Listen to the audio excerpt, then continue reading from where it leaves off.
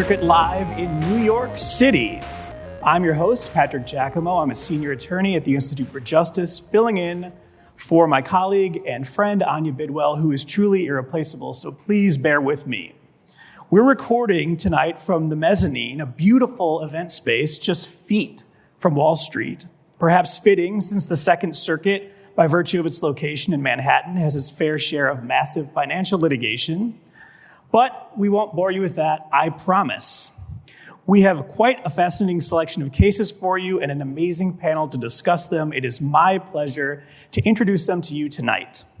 First, Maaren Shah is a partner at the one and only Quinn Emanuel, a firm with a legendary reputation among law students dreaming about and living in fear of life as a high-intensity litigator.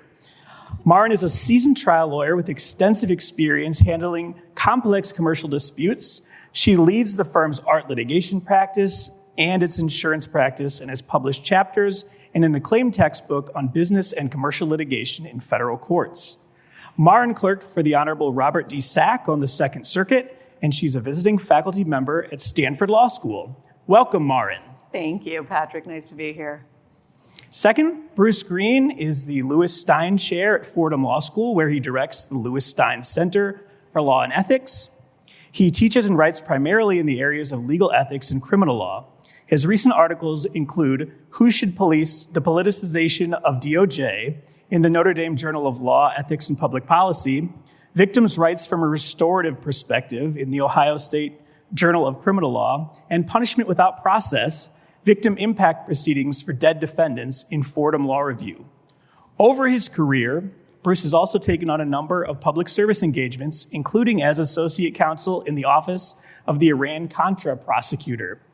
Bruce also served as chief appellate attorney in the Southern District of New York and was a judicial law clerk to Supreme Court Justice Thurgood Marshall and Second Circuit Judge James L. Oaks.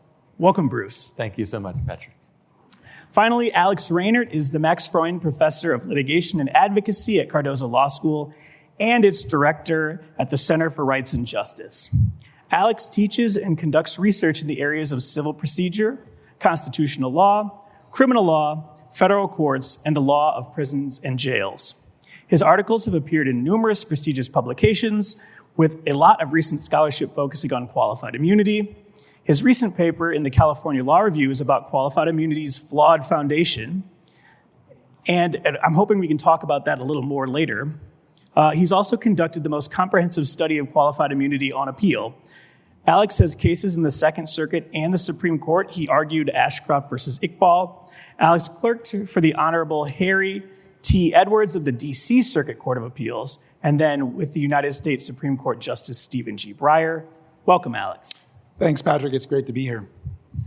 So since we are in the Second Circuit, most of our discussion will be in that context. So I want to ask everyone on this panel about their experience in the Second Circuit. But first, I think we need to give the audience just a bit of an overview on the circuit.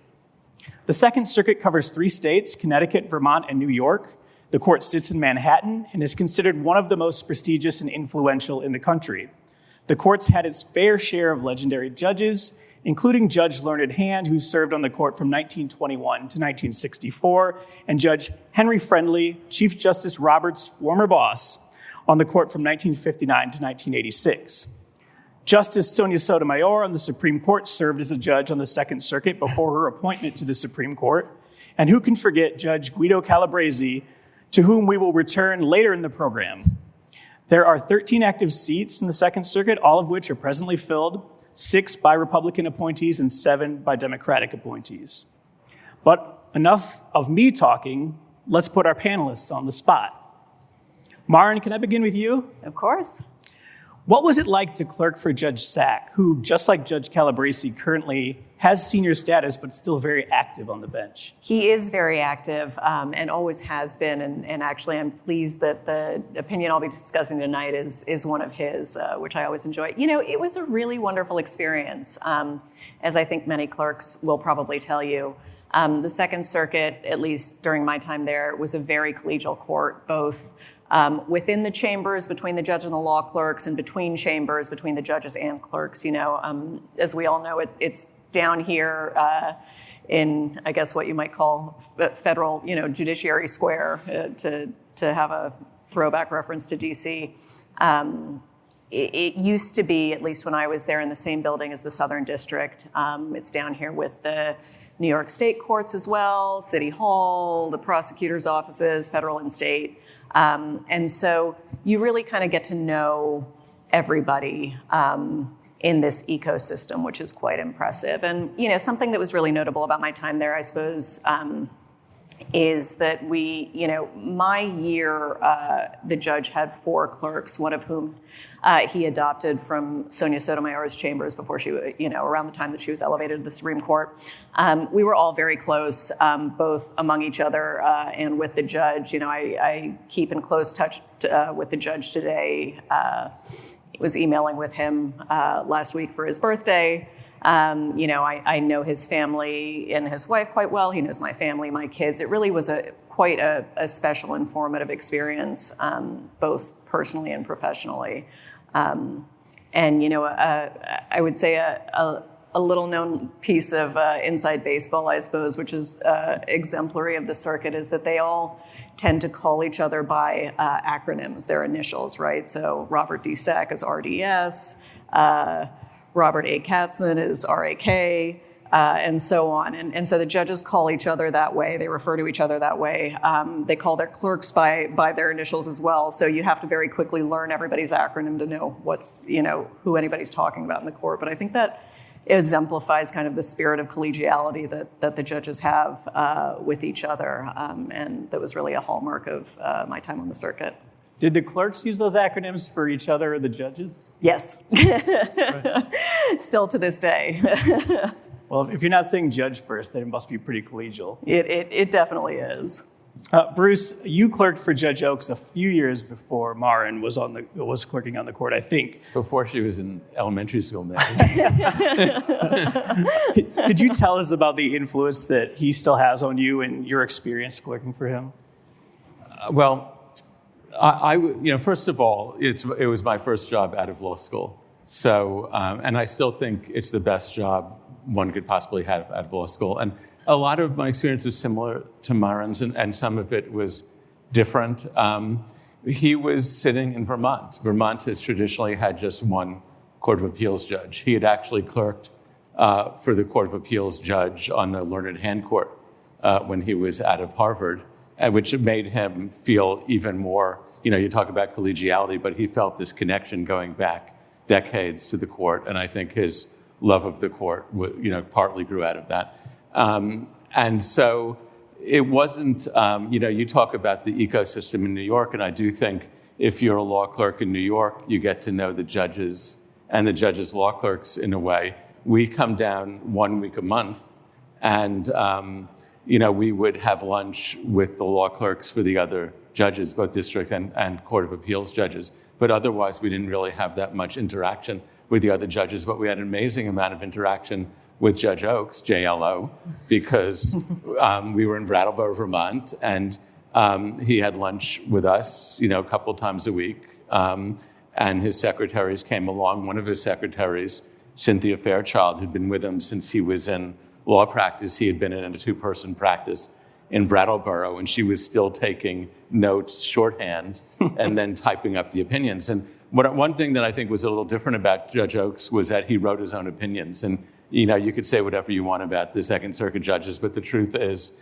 when I was clerking at least, the law clerks were, doing the first drafts and having a lot of input. And when I was, clerking for Justice Marshall, the same was true. But he was very old school. And so he would take the memos, bench memos, and the briefs, and he would dictate the opinion to Cynthia, and she would type it out, and then we would edit it. So that was a little different. But I kind of, was terrified the following year when I was clerking for Justice Marshall, because Judge Oaks only let us each write one opinion. The last sitting, we each got an opinion where we got to do the first draft, and and all of a sudden I was going to be put in this position where I actually had to write these opinions. But in any event, the biggest thing I learned from him, honestly, was not about the law so much, but about how to treat people within law practice. He had been politician. He was state attorney general. He knew the names of everybody. He was treated everybody the same, no matter who they were. And he was unbelievably civil. And, he referred to his law clerks as the children of my intellect. And we were like, part of his family. We were part of the extended family. We had reunions regularly. I'm still in touch with his wife. It was a third wife, and so she's my age. And it was, set me on a course where when I try to mentor my students and work with younger people, I think about the judge. When I think about the respect he showed to everybody, including pro se litigants, I think about the importance of treating people civilly, within the law. They may win, they may lose, but you have to treat them respectfully. So in any event, I should stop, but it was obviously, I think you could probably get the sense, a very meaningful experience for me. Absolutely. Thank you so much. Alex, you clerked for a D.C. Circuit judge and then on the Supreme Court, but you have argued quite a few cases in the Second Circuit. What has your experience been like, and what do you think makes the Second Circuit stand out from the others? Well, so for sure, the judges are always prepared. There's no question about that. And every case I've argued has stretched well beyond the time that was allotted to it. So I think almost every argument I've had has gone at least an hour. Now, when you're talking about arguing Iqbal, we argued Iqbal in the Second Circuit before it went up to the Supreme Court. You can understand why that goes for an hour. But I had a case in the last year that was a case out of Rikers involving an incarcerated person who had not received adequate medical care. That case went on for an hour too. So maybe it's just me, but they go on for a while. And also, maybe it's just me, but almost every one of my cases has prompted separate opinions. In fact, the first case I ever argued, I lost, of course, 3-0, but each judge felt compelled to write about why I should lose. They couldn't quite agree about why I should lose, but they all agreed I should lose. And so I think it's the intellectual sort of atmosphere of the circuit. You see it when you argue the cases, the curiosity, the willingness to hear you out. So that's my perception, that's my experience having argued there multiple times. Great, thanks. Well, let's stick with you, and we're going to move into the discussion of the cases, all of which are, of course, Second Circuit decisions that were issued recently. So could you introduce McKinney versus City of Middletown? Sure. McKinney is a case involving excessive force. Mr. McKinney was arrested by officers of the Middletown Police Department in Connecticut for attempting to rob a subway. And he had consumed alcohol and various psychiatric medications and some drugs and was in some distress. And following his arrest, he was placed in a holding cell and then displayed some concerning behavior to the officers, covering the cell camera with toilet paper, trying to engage in self-harm. And the officers decided to transfer him out of that cell. And that's really where the conflict started. The officers, before they decided to transfer him, brought a canine to the scene. McKinney said he wouldn't leave. And when the defendants, the officers who were sued, opened the door, McKinney resisted, conceded by McKinney, and then the officers escalated their use of force, used batons, used tasers, used the canine immediately.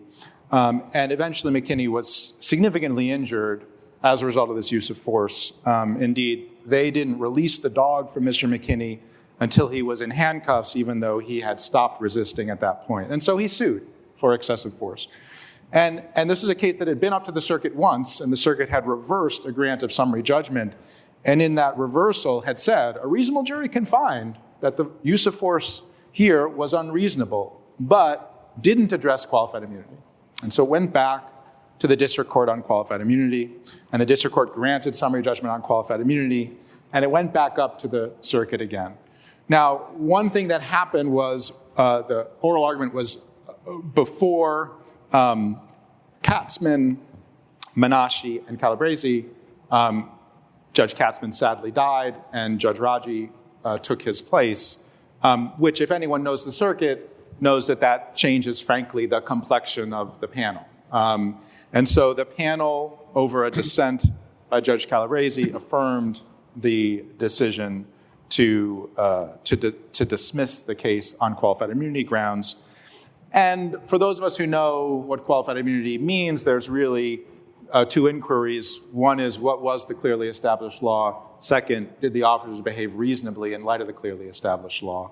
And probably the most critical part of the court's opinion was to say it wasn't clearly established that it was unconstitutional to use canine force after Mr. McKinney ceased actively resisting.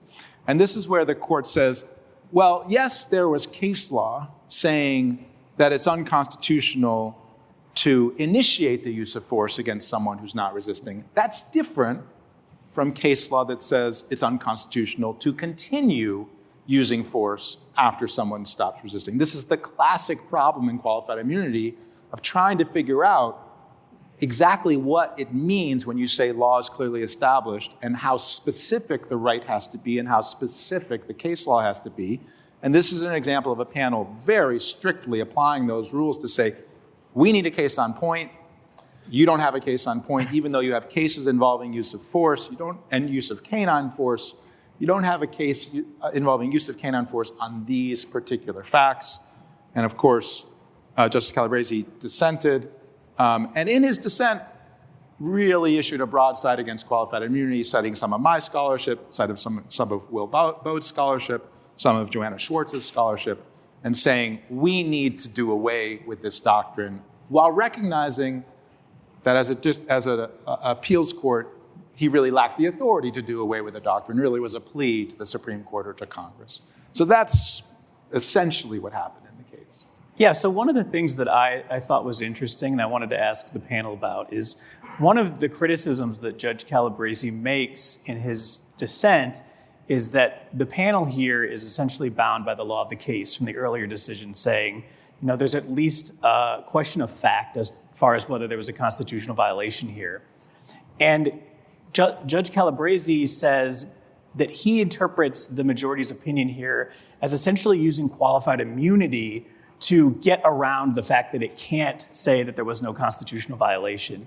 And so I was hoping you could speak to the way that qualified immunity essentially allows courts to avoid addressing constitutional merits. Yeah, sure. I mean, this is an unusual case in that normally when qualified immunity comes up, if we know that the law isn't clearly established, the court can just address that question rather than addressing whether or not the conduct violated the law in the first place. And this is a failing of qualified immunity. It means the law doesn't develop. But in this case, because the panel had found already that the conduct as alleged, a reasonable jury could find that it was a violation of the Constitution, the new panel was bound by that. And indeed, in a way, I think Justice Calabresi is, I'll call it a judo move, right? He says, well, this is a quote, "I can't help but notice that the majority at times seems to doubt that the use of force it describes was really unreasonable." In other words, they seem to be wanting to revisit what the original panel said, but they can't. And so then he says, "And so it would seem from now on in our circuit that the use of force described by the majority, a calibrated escalation in response to resistance in the close confines of a holding cell, is unconstitutionally excessive." That would be a remarkable holding, he says, and might well, for purposes of qualified immunity, be a new and unexpected one. So he's trying to he's doing what he can in this dissent to turn the majority's reading against them to say, well, at least you've now said, as a matter of clearly established law, the use of calibrated escalation in response to resistance now is clearly unconstitutional. But it speaks to the problem you've identified, which is, in general, qualified immunity interferes with the development of the law in the future. Yeah, I mean, I think this has been something that's an interesting observation that's been obviously true. I mean, last term, I think we saw 2 summary reversals by the Supreme Court in qualified immunity cases involving excessive force claims. And both of them struck me in a similar way to the majority here as situations where the court could have just said there's no constitutional violation under the Fourth Amendment because the force was reasonable, but instead they disposed of the cases using qualified immunity. And as Judge Calabresi points out, that means that the law hardly develops at all if it does indeed develop. To the rest of the panel, does that trouble you from a constitutional advancement standpoint? Yeah, I mean, I think it is something that is troubling, and this is an area for me which is somewhat outside my wheelhouse. Although Alex and Patrick gave me a good tutorial on qualified immunity before this panel, which was fascinating. So I'm very interested in it now.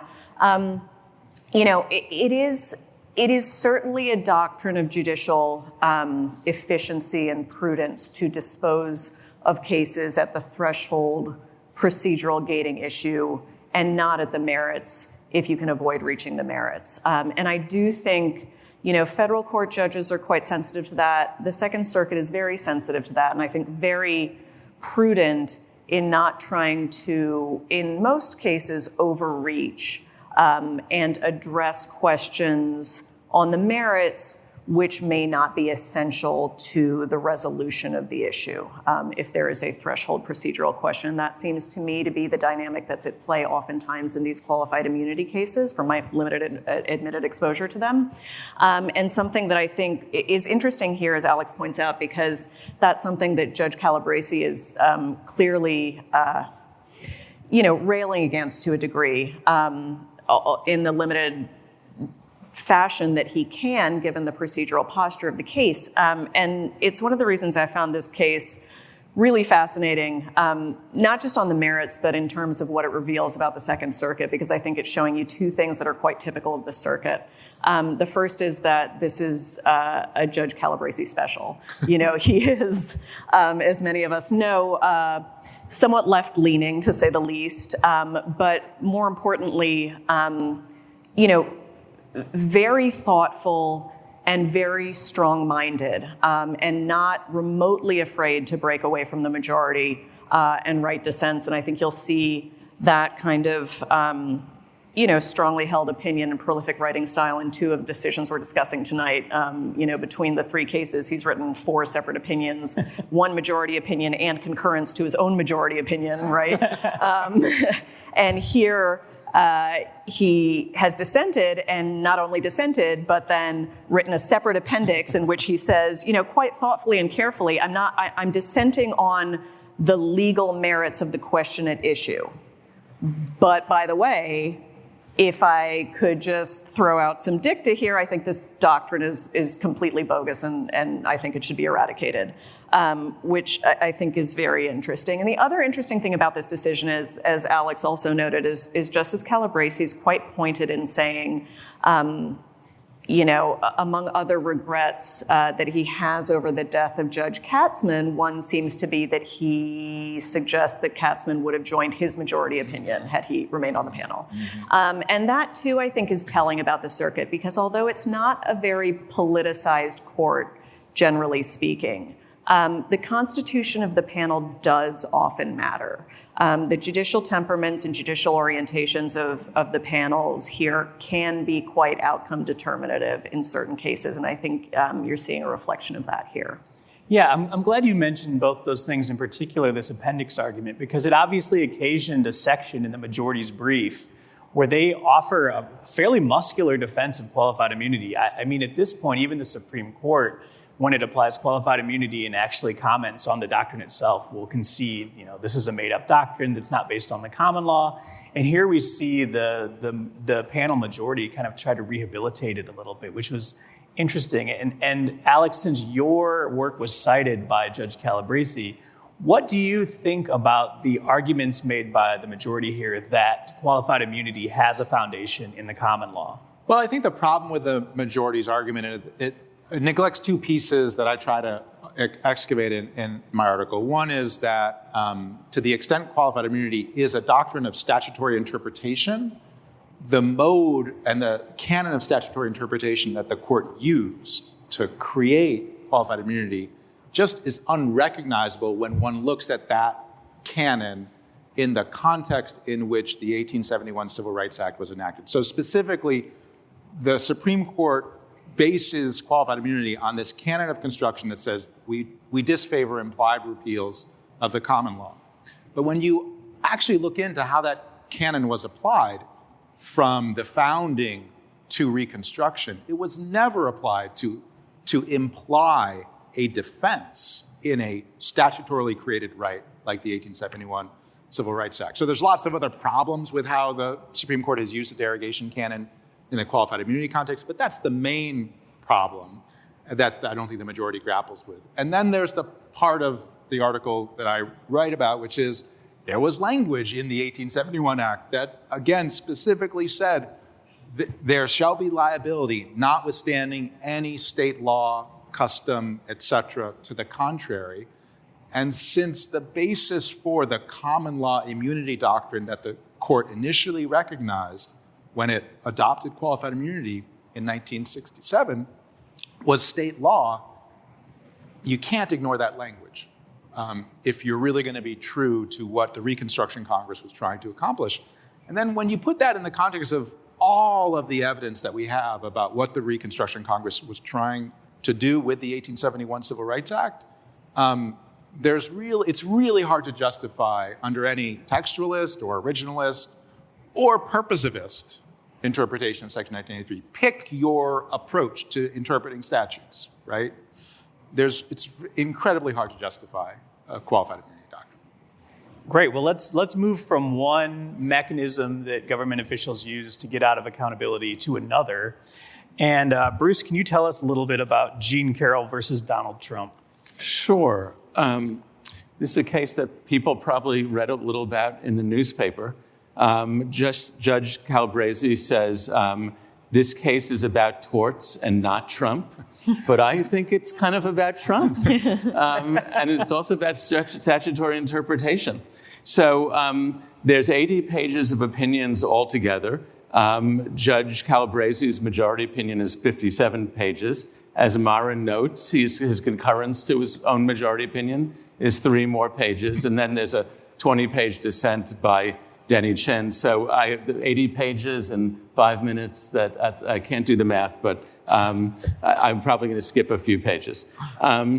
So Jean Carroll wrote a book in 2019 accusing Donald Trump of rape in a department store dressing room around a quarter century earlier.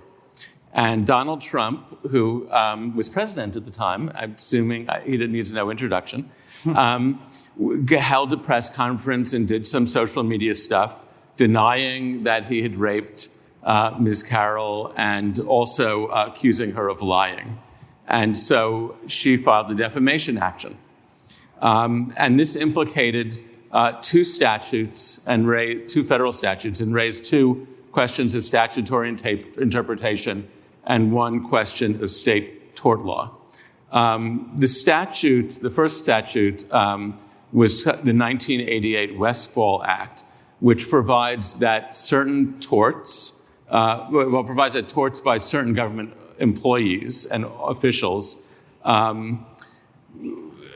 when they commit them, they will be immune from tort liability personally if they did the acts within the scope of their office or employment.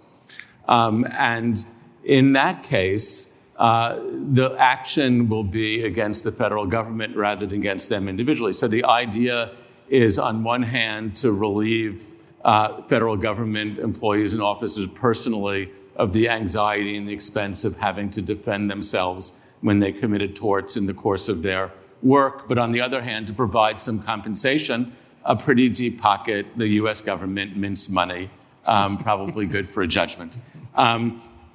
So the problem here is that for most torts, if it gets kicked to the federal government, then they'll defend the case and they'll pay a judgment. For defamation, what you look to is the Federal Torts Claims Act, and Federal Torts Claims Act provides that there's no defamation actions against the federal government. And so the effect here, if the Westfall Act applies, is that Donald Trump will be personally immune, but on the other hand, the government can't be sued either. And so in this situation, if the Westfall Act applies, the plaintiff, Ms. Carroll, is out of court. Yeah, Jim Fander calls this the Westfall Shuffle. A Westfall Shuffle. So you've got this situation where someone sues a federal official for a tort, The United States government says they were working for us, so you have to sue us instead. But oh, by the way, you can't sue us because it falls into an exception. And the process is that the Attorney General comes in and certifies that this act was done by a federal official in the course of their work. And not surprisingly, the Attorney General of the United States under the Trump administration came in and filed that certification. So the first question is he an officer of the government who's covered? And this takes up a lot of pages of both the majority and the dissent. The district judge had said he's not because it's just too exhausting for me to explain, honestly. It's a very philosophical exercise of statutory interpretation. Well, it would be good for my first-year students in their legislative interpretation course. You know, there's a lot of pages devoted to even though the president isn't explicitly included, and it refers to departments, and he's not in a department. The word includes is in the definition, and so the non-inclusion doesn't exclude him because the word includes is inclusive. That's probably more than you want to know already. But the majority says the act applies to the president, even though the president isn't explicitly included, largely because after engaging in this whole extensive statutory interpretation thing, they say, well, it ends up turning on what the word employee meant back in 1988. And an employee is somebody who works for other people, where Donald Trump works for the U.S. government, blah, blah, blah. The dissenting judge, Judge Chin, says that's not what I think employee means. It's somebody who's under the control of others. He's out of control. Well, no, that's my gloss. He's not under the control. He is the boss. And so he's not an employee. But the next question then becomes, was he acting in the course of his employment? And according to prior Supreme Court decisions, that, even though that's a phrase within the statute, you look to the law of the state, the respondeat superior law of the state, and everyone here agreed, for whatever reason, that the D.C. law applied. And so the question was, what does D.C. law say about whether defamation committed in a press conference is when you're a professional employee as a president? Well, of course, that's a question of first and hopefully last impression. There haven't been a lot of presidents who've engaged in defamation in the course of press conferences. And so what the dissenting judge says is, of course, under however you interpret that in D.C. law, no president is employed for the purpose of defaming people at a press conference, particularly people who were accusing them of wrongdoing in the course of their personal lives prior to being president. We got to send this back for trial. The majority, and Justice Calabresi spends another 30 or 40 pages on this. Basically, he says, well, if it was clear, we would resolve it, but it's not clear. And in the course of this, I don't think he cites you, Alex, but he does cite himself in 3 different opinions. I thought the most Calabresi thing he does is he cites a paper that he wrote 61 years before that. Yeah, about 1961? Yeah, yes, about torts and frolic and detour. And I have to say, in my articles, I always cite myself a lot, too. So it's probably only fair. But the point was, whether someone's doing something in the course of their work, you could view it in 2 different ways. The traditional way, he wasn't. The more modern way, he doesn't really say he was. Yeah. So I don't know why they go through the whole interpretation. They go through that whole thing, this long disquisition on the D.C. Court of Appeals case law, and I couldn't tell. I mean, it's justifying this first ever certification from the Second Circuit to the D.C. Court of Appeal, right? It's the first ever time they've done it, right? That's how I took it. That's why you took it? Yes. Or it's sort of to suggest an answer. You didn't take it as to suggest an answer to the question because it felt like it was skewed a little bit. But yeah, I kind of took it as a full-throated justification for we're not punting an uncomfortable issue. We want to have a long roadmap that justifies certification to a different court. Now it's your problem. There were a lot of twists and turns because Judge Calabresi goes through every single decision for the D.C. Court of Appeals, and then a bunch from the D.C. Circuit. He says, well, on the one hand this, on the other hand that. It just goes back and forth and back and forth. So they say they're applying this test, but when you read their explanation, it looks like that test. And of course, the D.C. Circuit doesn't really count because it's really the D.C. equivalent of the state law. But nevertheless, maybe it has some insight. And who cares? Really, they're certifying the question. And then the concurrence, because he then writes, well, I probably shouldn't be writing this. And you don't really have to pay attention to it.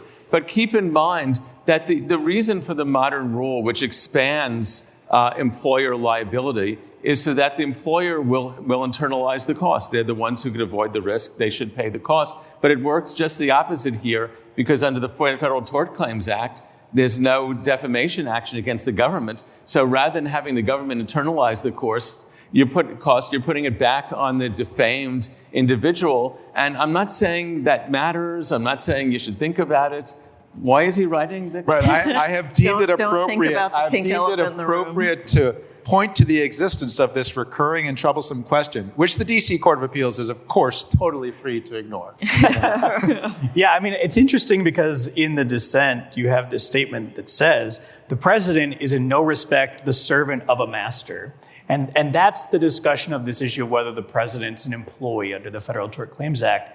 But it obviously goes to this sort of more policy-driven question of scope of employment that Judge Calabresi is talking about. Because if there's no master to correct the problem, then this whole internalization concept doesn't really work very well, does it? Yeah, I thought that was a really interesting part of the dissent as well, because, if you read through the dissent, and as Bruce says, the majority opinion plus concurrence takes some 50-odd pages, and they go through this long judicial history of various doctrines and statutory interpretation. One thing they really don't grapple with, which I thought was quite interesting, that Judge Chin mentions at the end of his dissent, is, putting aside the statutory interpretation about whether he's an employee or not, right? And putting aside the debate on the scope of respondeat superior liability under the DC law, whether it's really, benefits the employer or whether it's within the scope of risk. One thing that's undeniable here is that at least some of former President Trump's statements in the press were clearly outside either of those definitions, right? And he points to, in particular, the one statement that he made that, quote, she's not my type, right. And says, under any interpretation of DC law, you couldn't plausibly find this statement to be within the scope of anything, right? And that, if you take it to its logical conclusion, should dispose of the issue pretty conclusively. But the majority really doesn't grapple with it at all. And I thought that was a very interesting kind of trains passing in the night situation for a combined opinion of some 80-odd pages. Both of the opinions we've been talking about turn a little bit on how you frame things. And so, the AG's position is press conferences are within the scope of the president. Right. I don't know what that twittering is, but maybe, but press conferences are, and therefore, whatever he says at the press conference. But that's like saying pizza delivery is within the scope of the Pizza Hut guy's job, and therefore beating up the person to whom you deliver the pizza, that doesn't make any sense to me. And in your opinion, also, it's similar. It's like, is the case about tasering, beating, and having a dog mangle somebody who's in their pajamas in a jail cell and completely defenseless, or it's like, does it make a distinction that it was a Doberman and not a Rottweiler? At what level of specificity? Well, right. That's a situation which the level of specificity, when you scope it down, makes it harder to recover. And this is a situation where the level of specificity, as you scope it up, makes it harder to recover, right? I mean, that's the interesting connection. I can't leave this case without imploring any law clerks to never write a footnote like footnote 2, which is the cleaned up footnote, which basically says, we're just going to assume every time you see a quote here, it may or may not omit citations or other material or it drives me crazy, so I can't. I flagged that and thought, it would be a lot easier to write briefs if I could just say that Absolutely. At the outset. Just footnote 2, don't worry. I'm just basically approximating what the court said. I won't even quote things anymore. I'll just paraphrase it all and just assume that it's accurate. And also ignore Blue Book while we're at it.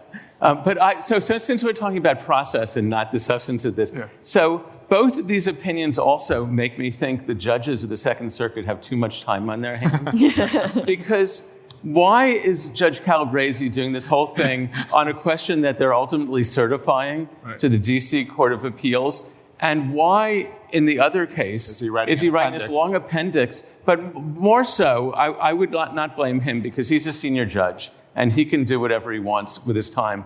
But why is the judge in the majority, who's an active judge, then taking on his appendix and writing a whole thing on, like, is it that they all wish they were on the Supreme Court, or the job is not interesting and they finally find an issue that they could talk about, or do they have too many law clerks or too much time? I don't get it. These are the questions I should have been asking. I mean, this is the behind-the-scenes stuff. So, Maaren and Alex, tell us, what is the secret here? Why is this happening? So my read, at least, of the McKinney case, and I also thought it was very interesting that the majority spent a lot of time addressing the appendix rather than the dissent.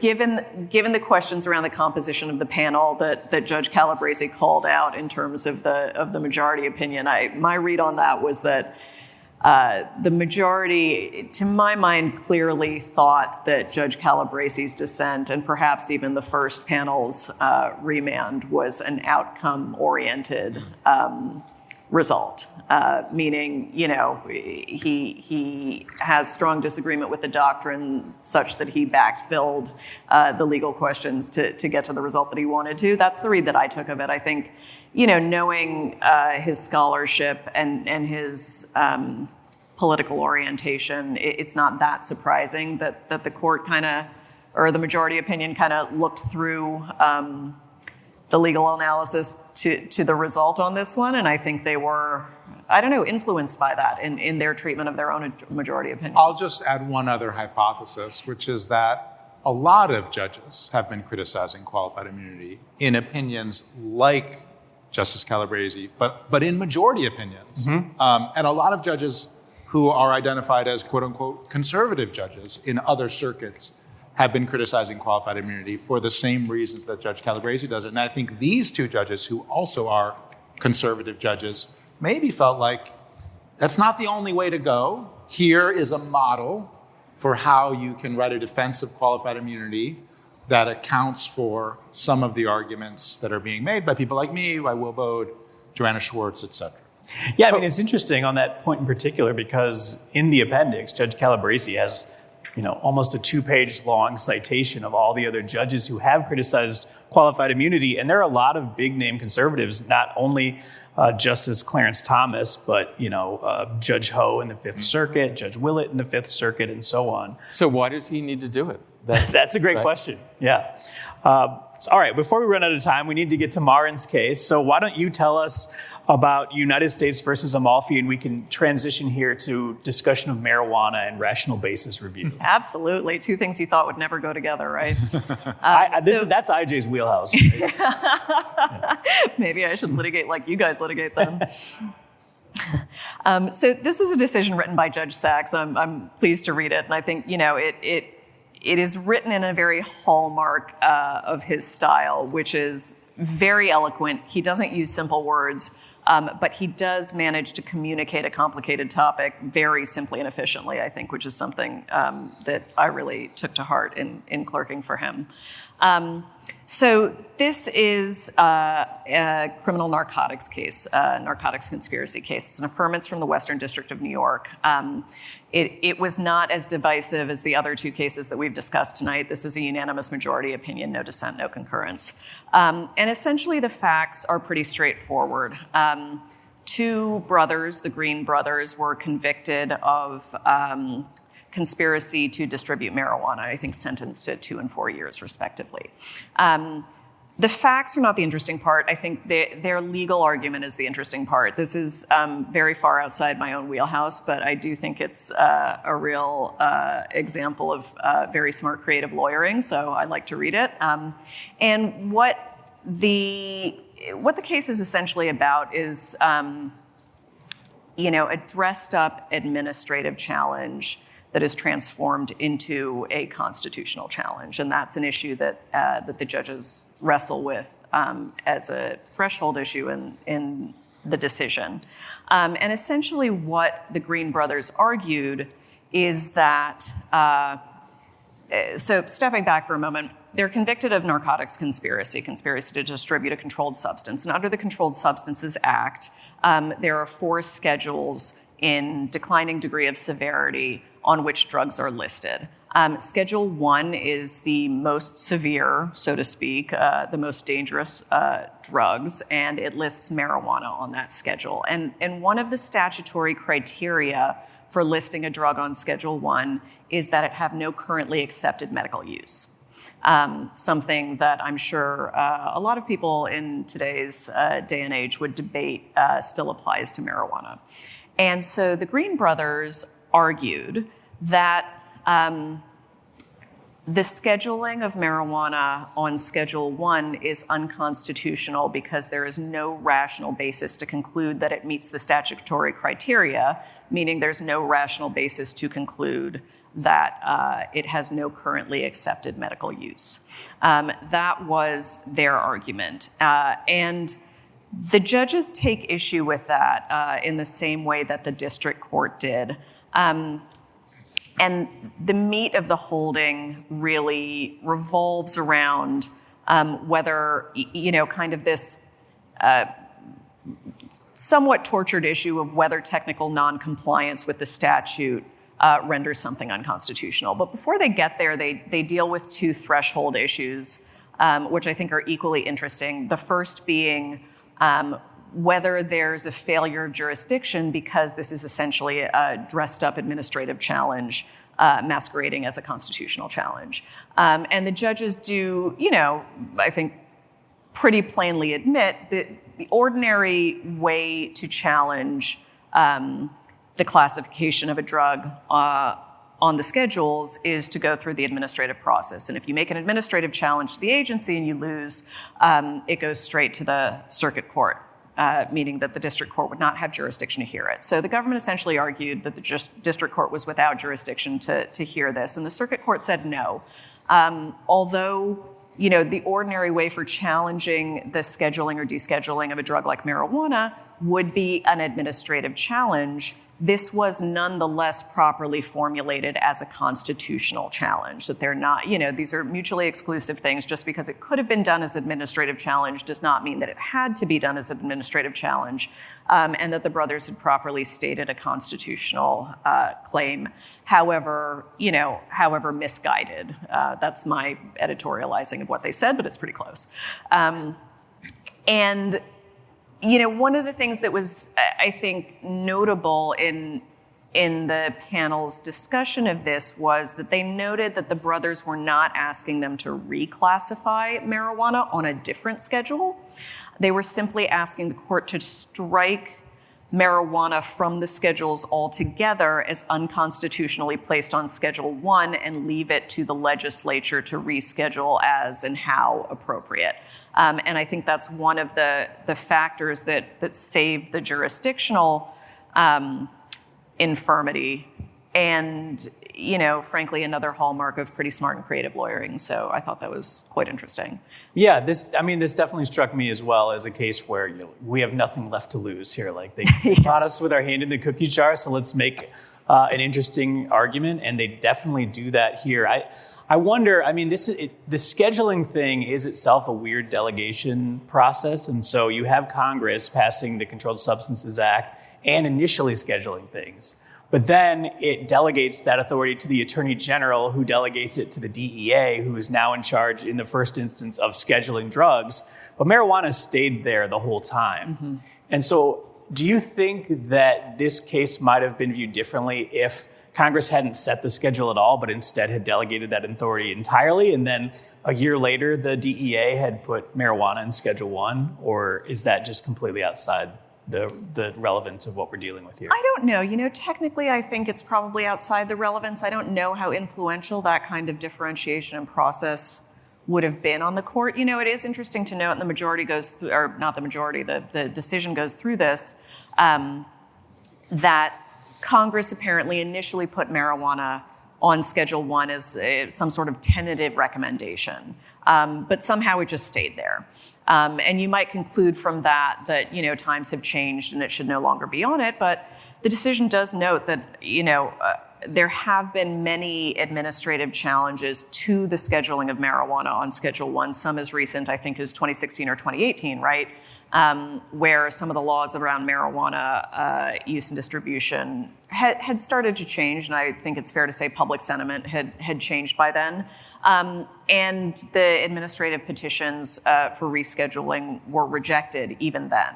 And so, it is kind of an interesting procedural history of how it ended up on there, but it seems to have withstood scrutiny in several different forms of attack, even up to recent times. Well, I'm glad you brought up scrutiny because I do want to talk about rational basis here.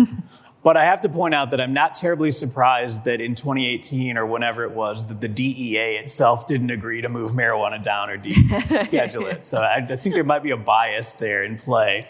But here, let's talk about the impact that rational basis played here. I'll just read a quote here about how this interesting court doctrine works. Here, the circuit says, rational basis review asks not whether it is reasonable to conclude that the specific criteria in the statute have been met, but rather whether there is any conceivable basis that might support the classification. So, do you think if the rational basis test wasn't the standard here and we were just kind of weighing this in more of a 50-50 way, that there's a potential the outcome would be different?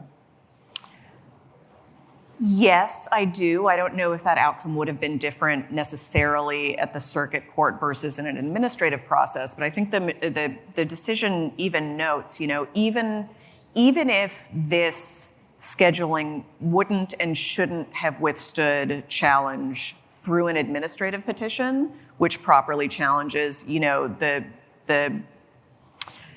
necessity of the scheduling on the scheduling criteria, that still doesn't mean it's unconstitutional under rational basis review. Now, had stricter scrutiny applied, would the circuit court have felt more free to get into the merits of that issue?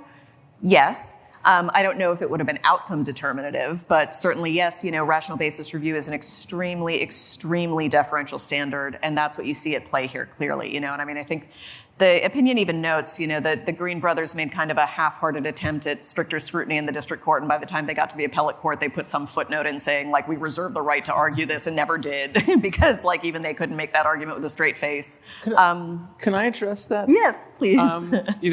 So they make an equal protection argument, and it's sort of mocked by the district judge who says marijuana has no equal protection rights. Right. Only people have equal protection rights. And then they relegate to a footnote the court about footnote 8. They failed to show that marijuana's inclusion on Schedule 1 was motivated by discriminatory intent. Mm-hmm. So if I were a law clerk, I would, rather than spending my time on those other two opinions, writing the appendix about, whatever, I would say, not me, because I'm, in my 60s, but I would say, are you kidding? Everybody knows that the history of cannabis regulation is racist. And all you have to do is Google marijuana, racism, and, criminalization. And you will find a ton of books written about how it was directed at, Mexicans who were bringing cannabis across the border, and why do we regulate marijuana one way and alcohol not another way? It was associated with jazz. I mean, and that went all the way through to the 1970 Act that put it on Schedule 1. So that's maybe it still doesn't make it out an equal protection claim. But still, it's imbued with racism. Why aren't they talking about that as long as you're writing, little appendices? As long as I still get my citation, I'm good, Bruce. They can write about that. Well, you're right. I mean, they do wave it away with almost no discussion at all in footnote 2 there. They say, essentially, that the Green brothers' racial classification arguments that marijuana scheduling was racially motivated and imposes an outsized burden on people of color failed because they could not establish that Congress acted with invidious discriminatory purpose. But there's no more discussion of that point, even though, like you said, it's been the subject of books and admissions by the Nixon White House staff and all sorts of other things like that. And my other rational basis question is this. So they say, we could posit reasons why you might put marijuana on the strictest schedule. But they don't say we could posit reasons why we'd put marijuana on a schedule that's ostensibly of drugs that have no medical use, when half the states have legalized medical marijuana. Congress won't fund the U.S. government, Justice Department, to go after people for marijuana possession, and the Justice Department doesn't want to go after them. So why is the rational basis test about whether it's, on the strictest schedule and not on the non-medicinal use schedule? They don't really explain that. No, they don't at all, and I think they do kind of a dodge of that as well, I think, in terms of really crafting the opinion as a threshold procedural issue where the constitutional answer to this question may be different than the administrative answer to this question. I think that's kind of how they dodge it. They seem to say, look, if you were to challenge this again through the administrative process, maybe you'd win, because it does seem like it shouldn't be on that schedule because it can't quite meet that one criteria. But that's not in our purview to decide because of this very deferential rational basis standard. And that shows the difference between your judge and Judge Calabresi. Exactly. Because your judge did not write a concurrence to his own opinion. Correct. If only. I think that's a great place to end here as we talk about the confusion created by the rational basis test. But I want to thank all of our panelists for being here today. This has been a great discussion, and thank all of you who are listening to the podcast and who are listening here in person, and remind you all to get engaged. Thank you.